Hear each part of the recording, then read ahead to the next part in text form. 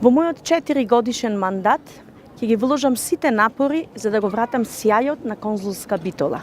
Очекувам длабока соработка со централната власт, со Министерството за надворешни работи. Денешното присуство на министерот за надворешни работи, почитуваниот Никола Димитров, како и неговиот државен секретар, наш драг битолчанец и искусен дипломат, господинот Виктор Димовски, всушност го потврдуваат ова. Мојата цел ќе биде да се зајакни соработката со почесните конзуларни представништва во Битола, да се зголеми нивниот број и секако да се зголеми бројот на збратимени градови на Битола со други градови од целиот свет. Кога мислам на зголемување на соработката, најмногу ми значи таа соработка да не биде само на културен план, туку особено ми значи да се прошири и на економски план.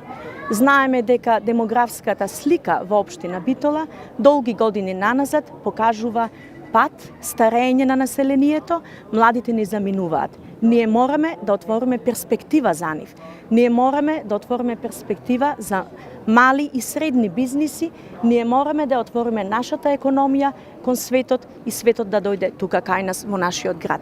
Само така ќе можеме да ја задржиме Битола во еден сјај, каков што го имала во далечното минато и да се гордееме со нашиот град онака како што сме се гордееле. Сакам да дадам една поддршка. Јас, како што знаете, не сум член на партија, меѓутоа мислам дека ние за жал уште немаме луксус за партиски надпревар.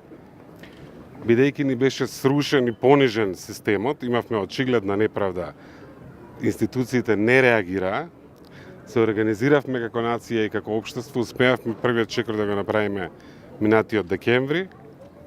Сега треба да го направиме завршниот чекор на 15 октомври. Имаме уште 8 дена. Покажавме дека како нација имаме сила да кажеме не на очигледно лошо.